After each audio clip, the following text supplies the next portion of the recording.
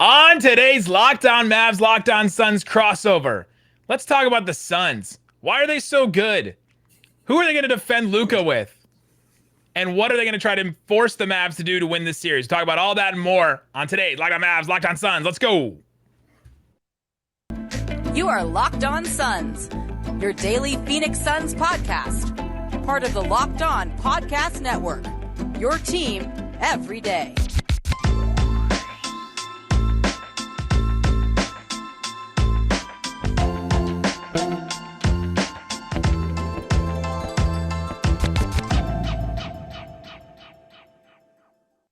And welcome. You are locked on to the Dallas Mavericks and the Phoenix Suns. My name is Nick Angstadt. I'm the media member and NBA channel manager for the Locked On Podcast Network, host of Locked On Mavs. Thanks for making Locked On Mavs and Locked On Suns your first listen every day. We are free and available on all platforms, including YouTube. But the best thing you can do right now is subscribe to the show and leave a comment below. Mavs fans, Locked On Mavs listeners, Raccoon Squad members, you know what to do under Locked On Suns videos, and leave a comment under Locked On Mavs as well. Today's episode is brought to you by BetOnline. BetOnline has you covered this season with more props, odds, and lines than ever before. BetOnline, it's where the game starts. And joining me, as always, my co-host, contributor, writer at Mavs.com, the sultry sun, the one more thing king. What you got for me, Isaac Harris? Well, I didn't. Did y'all send the Zoom link to David Locke? I didn't know if the Jazz were supposed to be or. Oh, yeah, I forgot to set it up with him this time. I didn't. Jake Madison going to show up, Locked On Pelicans? No? I forgot that, Locke has more free time right now. Brendon Kleen, it's so good to see you. This is like, we're hyped that it's a second round, but are you just riding into year two of this saying it's just a second round? I've been here. He's been here, done that. He's an old pro now. Vet, it's been one year of some playoff success. Been there, done that. You're puffing me up so that the Mavs fans that listen to you guys think that I think that, and I do not think that. Are you thinking about 2006? That was a good series. That was a good series. Yeah, look, we're not getting into history. We're not getting into the 2018 draft because there is right now. It's just right now. It's just Monday, game one. Let's talk about our title years and compare the title run. What's that like? Suns fans don't know. Yeah, none of the Mercury titles count for the Suns either. But. Hold on, I think I got a Luka Suns jersey. Oh no, I'm sorry. It's just Barkley back there. Yeah. All right, the voice you're hearing is Brendon Kleen, host of Locked On Suns. On today's show, we're going to focus on the Phoenix Suns. We're going to talk about what makes the Suns tick. Why are the Suns so incredibly good in the regular season? Let's start with the question we've kind of all been asking. Mikal Bridges, the best defender, best wing defender, maybe best overall defender on the Suns. Who does he guard, Luka or Brunson? I think he guards Brunson to start games, but things change really quickly. I mean, we just got off a Pelicans series where some of the best moments Bridges had was actually when he guarded Ingram in games 5 and 6 after struggling to do that in game 1 through 4. So look, in the NBA right now, especially with how the Mavs play, how the Suns play, it's going to be a ton of switching. But I think Crowder starts on Luka, and I think Mikal is going to start on his former teammate, his former champion teammate, Jalen Brunson. His buddy. Brunson has this incredible tweet that I found the other day. Bridges responded to him one day and said, "Boy, you can barely dunk." And Brunson quote tweeted it and said, "You got picked 10 and you're supposed to be a defensive stopper, but you can't even guard me." That was in 2019. So we'll see if that one comes back to haunt him in this. But Isaac, what changes if Mikal Bridges guards Luka or if he guards Brunson to start games at least? One real quick. I tweeted out a video today of Brunson walking to the AAC wearing a Mavericks jersey back in 2019. Bridges. He was wearing Brunson's Mavericks jersey. It just shows how close of friends they are. So it should be a fun matchup for them. But it goes into what we talked about this on yesterday's pod of, teams sometimes try to take these two different approaches to the Mavs. Do they try to take out Luka and let the other guys beat him? Or do they try to take out the other guys and say, Luka, you just cook and get your 40? And I was leaning towards kind of what you're saying of that. I think they'd put, especially with Brunson having such a good start to the playoffs, that they'd put Bridges on Brunson, just try to take him out. And then put Crowder, Cam Johnson, whoever it is on Luka, and realize, hey, I get it. There were some people in our comments yesterday saying, oh, if they put Crowder, Luka's going to torch him. Yeah, he will. He'll torch Crowder. But I think at some point you have to kind of pick and choose what you're going to kind of give up. And I feel like the Suns will do that, but I could be wrong on that. Well, here's the other part of it too is, and we're going to get to Booker's health eventually, I'm sure. That's the other guy who would guard Brunson. When you saw at times, when KP was out of the game in the last regular season matchup, or even different teams besides the Mavs, Booker is kind of that second perimeter guy. I mean, he was guarding Middleton at times in the finals last year when Bridges wasn't in there. Like that's the guy they go to, and he has a hamstring injury right now. So I don't think you want to try to have him maneuver on the perimeter, guard Brunson for 20 minutes. Tell us about the change in Booker as a defender, because we just got done hearing Rudy Gobert and his comments. I don't know if you guys saw that story today where Gobert, the comments about, well, look at Devin Booker. Why can't Donovan Mitchell be like Devin Booker, who's became this defensive guy? Tell us about his transformation from being like, he was terrible defensively to start his career. And now you're saying he guards the second best perimeter defender. Usually does. I mean, again, some of that is that trickle down, right? You don't want Chris Paul doing it. So it's not to say like Booker's going to be an all defense guy like next season or anything, but it is way better than it was. I mean, I think it's just being an older player, really. I mean, he has decent length. He has good size. Like for a two guard, especially in the NBA right now, he's pretty big. He's strong. He's physical. He fights. He plays with good energy. He just transferred a lot of that stuff from offense to defense. And look, it helps when you have Deandre Ayton, Jay Crowder, Mikal Bridges around you. You just have to kind of make the right rotations, fight through screens, do your job, and that's really what he's done. He's a good help defender too. He's gotten better there. On the ball, again, am I saying he's gonna stop Brunson, put the clamps on him? No, but he's usually the guy they put there. And you probably, I don't want to say hide Booker, but you want to make his job a little easier, at least until you know what his health looks like. I went back and watched a little bit of that January 20th game earlier in the season, that last matchup between them. And yeah, I mean, like you said, like Porzingis was still on the team, like Tim, was still playing. He hadn't got hurt yet. It was a whole different Mavs team. And you almost have to, we were saying on yesterday's pod, but you almost kind of got to write off those three matchups this year, because who was playing, who wasn't. It was before the trade for Dallas. But I was looking at just some of the matchups to start the game. And like you said, they started off with Booker on Jalen Brunson. I thought an underrated thing that I forgot at the time was Dallas started the game with Maxey on Chris Paul. And we were talking on yesterday's pod of how we think something I'm watching is Dorian Finney-Smith, who's an amazing defender for us this year. Amazing, perfect 3-and-D guy for a playoff team.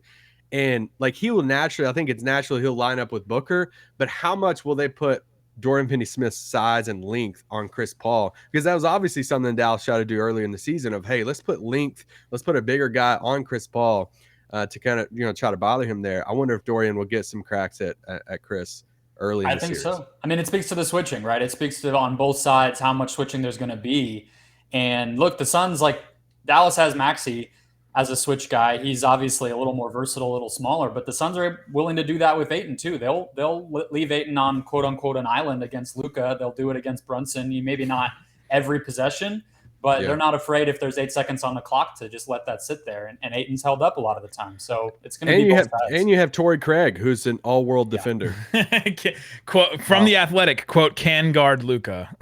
Did that get said? I can't. An anonymous scout. We can't just say it was The Oh, Athletic. It was an anonymous scout who told, The Athletic, they did a coach, exec, scout type thing. And they were talking about the defenders that Phoenix has. And it was like, and Torrey Craig can guard Luka. I'm like, can he? Let's talk a little bit about that Suns-Pelican series, because we saw the Suns struggle a little bit. We've not seen the Suns struggle very much this season at all. The Suns had a top 3 defense in the regular season. In the 2 losses against the Pelicans, game 2 and 4, the defense was awful for the Suns. Like so bad you wouldn't even believe it. Game 3 and 6, the defense was also bad. Why did the Suns struggle with the Pelicans so much in the first round? Compared to the way that they dominated the regular season. Oh, I think some of it is what we were just talking about. They didn't have a great answer for Ingram in some of those games. I mean, he took his game to another level, and then actually the Pelicans didn't shoot the ball well. So you'd think like, okay, in a 6-game series, maybe the team just got hot. They really didn't. It was Ingram and it was second chance points. When you're able to get second possessions through an offensive rebound, and then you're just getting a layup on the second shot or a dunk, it's going to inflate your offensive efficiency a little bit. So very bizarre. Like if you go back and look at those box scores, it doesn't make any sense how some of those games turned out. But Yeah. the Pelicans just fought, and Ingram played lights out most of the series, and they rebounded the heck out of the ball, and they just made it a rock fight. And then Booker missing, middle of the series didn't help either. I looked at actually coming up next. Let's continue talking about that Pelicans Suns series that we're so excited to talk about. An incredible tease from a professional podcaster. We'll talk about all that and more coming up. But before we do, let me tell you about Bet Online. It's a place to get all the best scores and odds and lines and props and everything you need for these series. They have, gentlemen, the Mavs Suns series line up already. Suns are minus 285 favorite. Yesterday, when we did this podcast, or at least the Mavs portion of this, it was minus 265. So it's already raised up just a hair, just a little bit, which I think is probably because of a lot of bets on the Suns, which I would imagine. But that is already up right now. They had game one up yesterday. They still do. The Suns minus 5.5. It actually went down. It was minus 6 to start, and now it's gone down a little bit. So if you're feeling good about either of those, go ahead to Bet Online, see what's available. They also have series props and everything you can check out. You can see total games. 7 games is the leading one, plus 200. Interesting. 6 games is plus 215, 5 games is plus 250, and then 4 games plus 500. So if you think it's going for all the Suns fans that are at Locked On Mavs saying Suns in 4, put some money down on it. Put your money where your YouTube comments are. You can go check that out on Bet Online. Everything's available. It's Bet Online, where the game starts. All right, Brendon and Isaac, thanks for making Locked On Mavs and Suns your first listen for your next listen. Check out the Locked On Now podcast. They have nightly recaps of every NBA game from local experts, including us. It's free and available wherever you get your podcast. That's Locked On Now. All right, we've been talking about the Pelicans versus Suns series last round. What other ways did the Suns struggle? We were talking about the defense. What did Brandon Ingram do to make it hard for the Suns? You said he just had an incredible series and just went off. He was guarded by Bridges a lot. So why did he struggle with Brandon Ingram? I think that it's actually a fascinating difference between Ingram and Luka, and I think that's one of the things I'm focused on heading into the next round is Ingram is a guy that I think you want to play physically and bump him off of his spots, whereas Luka, I think you want to put length and just get in his pass, get in his eye vision, get in his lane, his angle, make sure that he's uncomfortable in that way. Whereas they just struggle to put the bodies on Ingram, and especially Bridges just not being, a very big dude, a very physical defender in that same way. And you mentioned Torrey Craig. I do think he has a place in this series a little more than the last series because he can play a little small ball 5, whereas he wasn't able to do that when you had Valanciunas and guys like that on the floor. But he was food for Ingram as well, and he got DNPs for the last 3 games of the series. So they just didn't have a great answer. And then the other side, they were cold. I mean, they were cold as ice from deep. They barely squeaked out. Games 5 and 6, they made just enough shots. Booker hits that left wing 3 at the end of game 6 to kind of clinch it. They made the shots when they needed to, but you don't feel awesome about their floor spacing, their offensive flow right now coming out of that series at all. They're going to have to pick that up. I was looking at the 2 games that New Orleans won in that series, and the first game that they won, they hit 17 threes in that game, which is a little against what Phoenix allows. We were talking about some stats yesterday. Suns are 4th in the league in opponent 3-point attempts per game. They only, or 3-point makes in a game, and they only average around 11 threes for their opponent. And so then they hit 17 in that first win. I thought was huge. I'm like, all right, is that the ground? Do we have to hit just a ton of threes? Is that the only way we can beat Phoenix? But then looking at that second game that New Orleans won, they shot 42 free throws. And now this is something that you guys do struggle with as far as fouling people, because you're like bottom 5, bottom 6 in the league in personal fouls and free throw attempts per game. It's just, it feels like, and this could be just a thing that we watch the Mavs all the time. It feels like we get haunted by Mavericks missed free throws.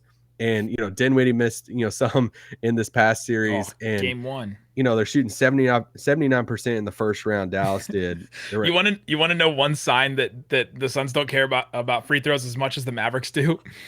In the last Locked On Suns, I was listening with Brendan and Aaron. They were like, yeah, the Suns broadcaster was just going after this referee, like this no-name guy that I've never heard about. And I was like, oh, great, here we go. And he goes, Tyler Ford. And I was like, oh my God. We know I was like, at this point with Luka and this team, we know every referee by name. Has he teed up Luka a few times? Oh, Tyler Ford is one that Luka, anytime he steps on the floor, Luka is just at his throat. Not as bad as Tony Brothers, but I do have a question for you, Brendon.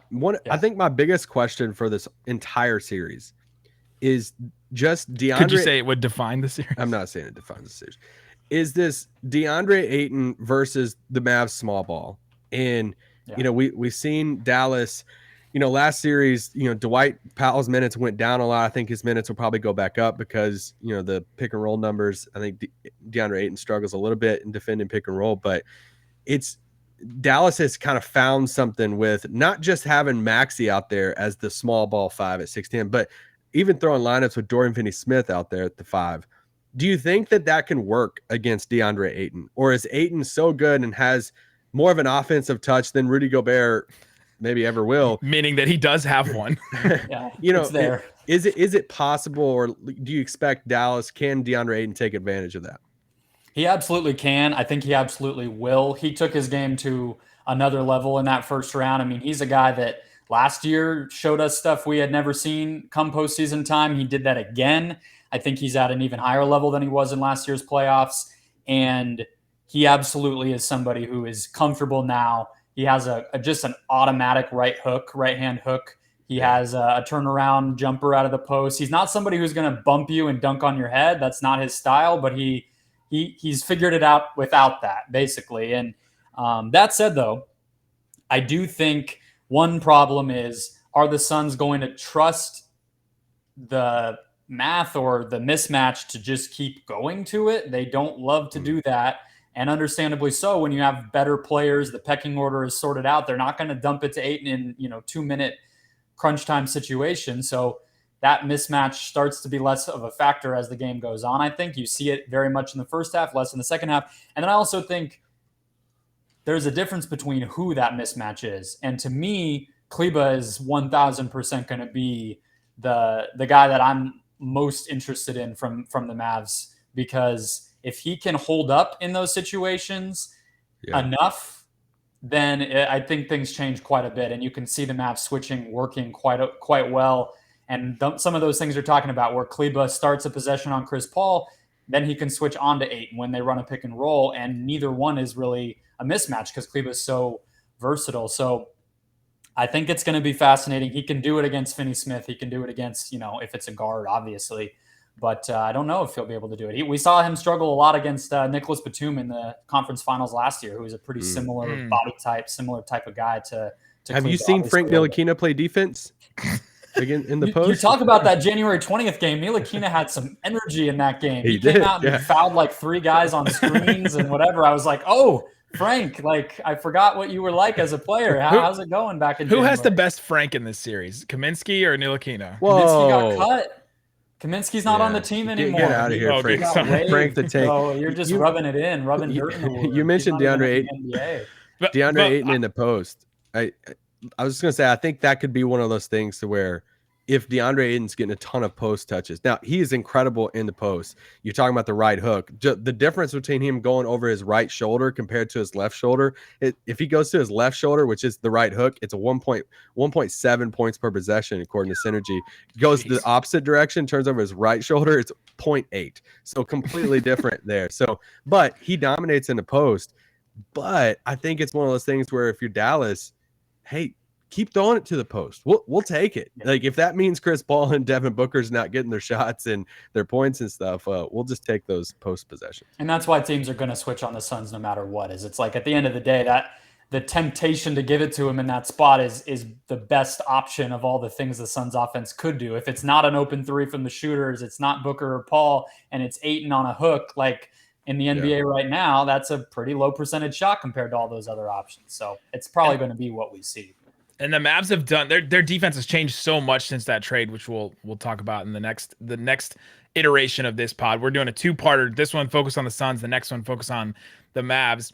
Their defense has changed so much. They've become a really, really good rotating team. And so if they're going to throw it down to Ayton, best case scenario, he scores in that, but he probably takes up a lot of time.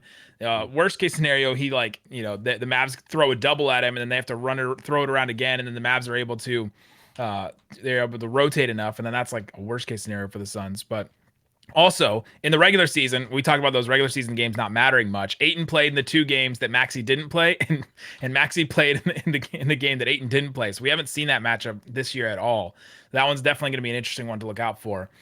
Coming up, I want to talk about what the Suns try and force teams to do and ask Brendon about it, see what his insights are on defense. And then we got to talk about the clutch. That was a huge thing for this Suns team. They're incredible in clutch games when it gets down to the wire. Why are they so good in those games, and how can the Mavs stop them from being so good at those? We'll talk about that and more coming up. But before we do, let me tell you about I already did that. Let me tell you about Built Bar. It's a protein bar. It tastes like a candy bar. They're absolutely delicious. Brendon, what's your favorite Built Bar flavor?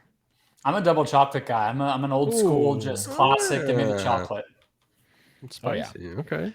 Double chocolate, 130 calories, 17 grams of protein, 4 grams of sugar. Have you guys ever had spicy chocolate? Like chocolate has like spice like in it? mole or like stuff like that. It's delicious. Oh yeah, Brendon is a cultured man. He knows. The Built Bars are not spicy, but they are very good for you. Go check them out. You can use the promo code LOCKED15. You'll get 15% off your entire order. Mint brownie is a very solid one. Cherry Barcia is great. Raspberry, if you like the little fruit flavor. Peanut butter brownie is a great one as well. Churro Puff. The puff has marshmallow in it. I love the puffs. Go check them all out at built.com. Again, promo code LOCKED15. That's LOCKED15 to get 15% off your entire order at built.com. All right, Isaac. All right, Brendon, let's talk about this Suns defense a little bit, because I found something very interesting going through some of the stats and what the Suns defense, at least their scheme, tries to force teams to do. We talk a lot about these things in the playoffs, and let me walk you through here a little bit, Isaac.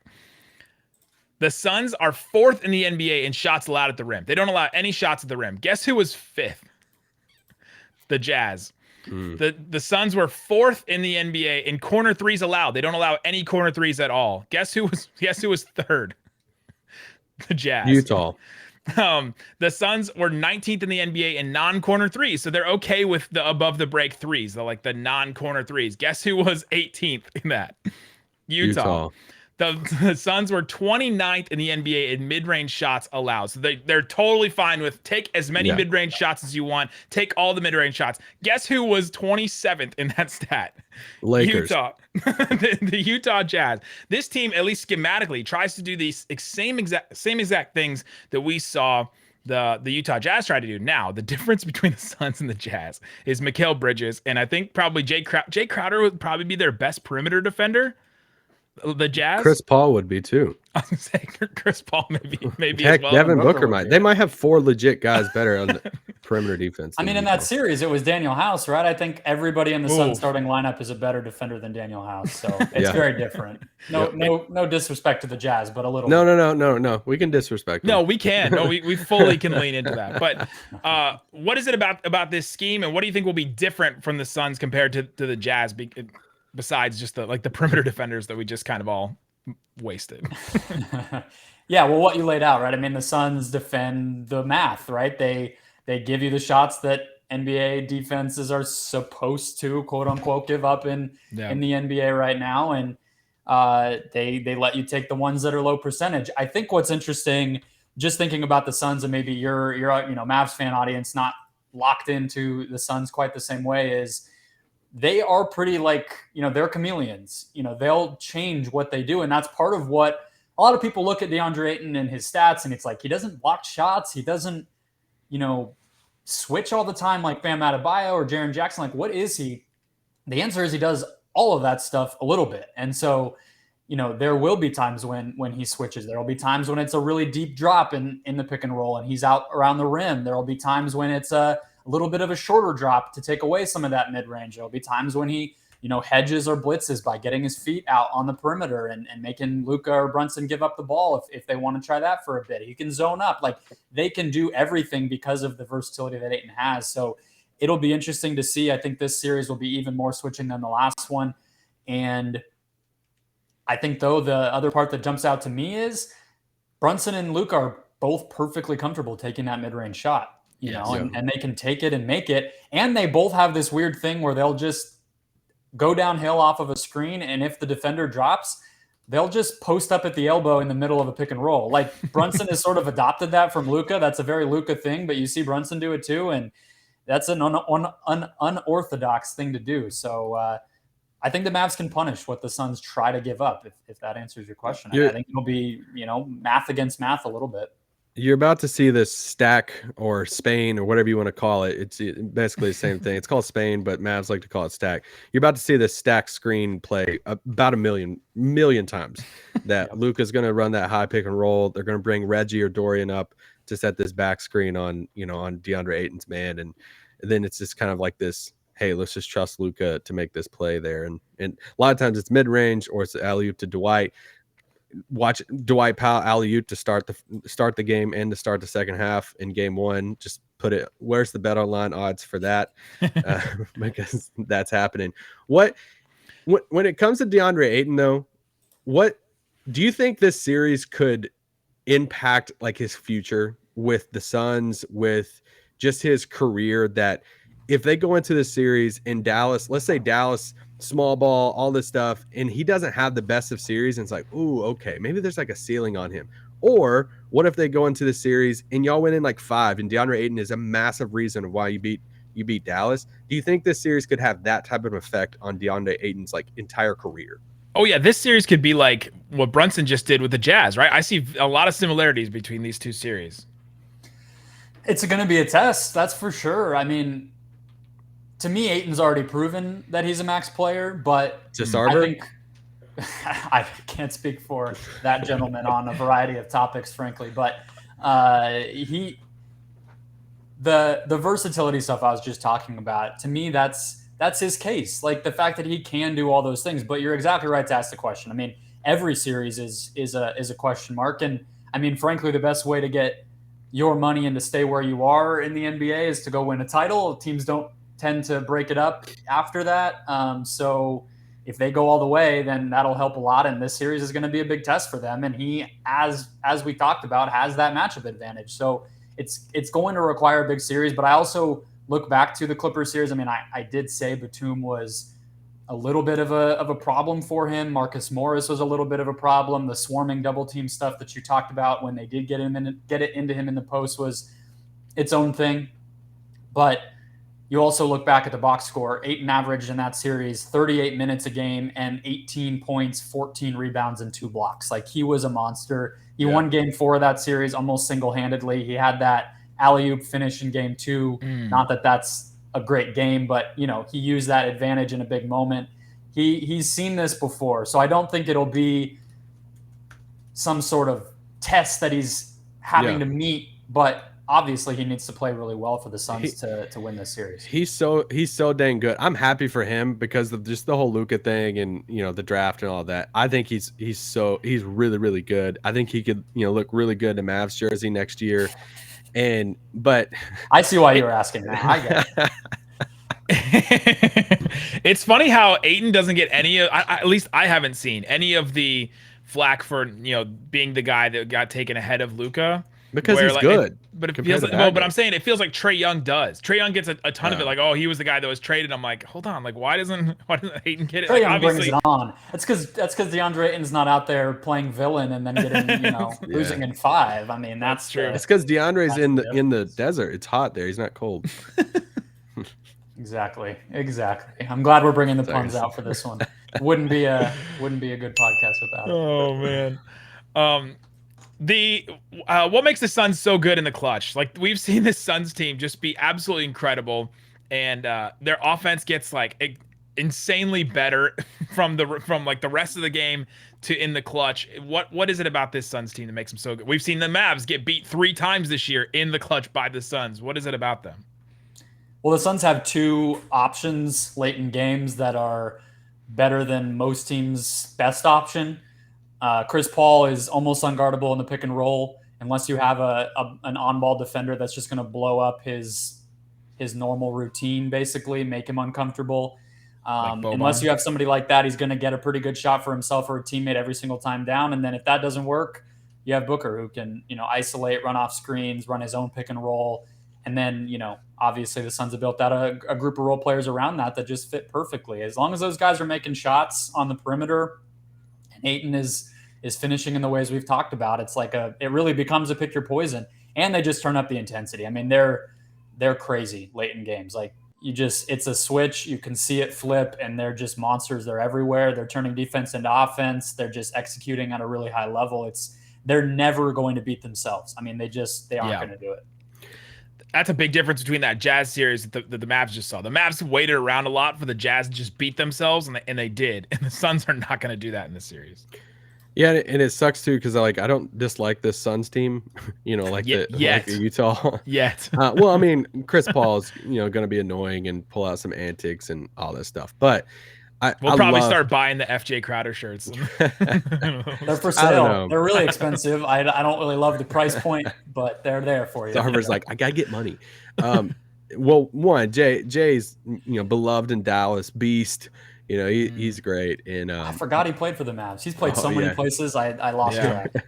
His origin story kind of begins here. Yeah. But I love Monty. Monty is just an amazing human being, and I got to connect with him one time in the hallways there at the AAC and just talk about faith and life and everything. And it's one of those conversations I'll never forget. But for the Suns, we know, you're the favorite. Okay, you're the best team in the league. We know everybody's going to pick the Suns to win this series in 5, 6, whatever it is. Most people will. We get it. Why would the Suns lose this series? From your perspective, how could Dallas win this series? I mean, I think frankly, it's going to be close. I think if Brunson and you can't just say Luka is a superstar. No. I mean that's the truth, right? But I mean, I was actually talking about this with somebody just the other day when this series got finalized. Last year in the second round, it was a lot of the same stuff being said about Jokic. Now, that team was in a very different spot. Their momentum was a little on the downslope versus the upslope like the Mavs is. But it was you got to give Denver a couple games, and then who knows? And then it was the Suns went out and blew them out. So one player can't make that difference. So I fully agree with you. But I think if Brunson can keep playing at the level that he's been at and puncture the Suns defense just enough to offset, help Luka out a little bit, and the Suns do struggle with the small ball, if the Mavs defense is able to really swarm and muck up a lot of what the Suns want to do, just blow up pick and roll, double Ayton in the post, blitz Chris Paul and Devin Booker, just play that sort of frenetic defensive style. We've seen the Suns get flustered by that a lot. That's their kryptonite. So if the Mavs can kind of turn into that type of team and do what they need to do on offense like they have been, then I think it's going to be a series for sure. Go listen to our other episode. We'll probably drop the next episode of this crossover part 2 tomorrow on our feeds, YouTube, wherever you get your podcasts. Brendon Kleen, Locked On Suns. Nick Angstadt, Isaac Harris, Locked On Mavs. Guys, thanks so much for listening to Locked On Mavs, Locked On Suns. Peace out. Boom.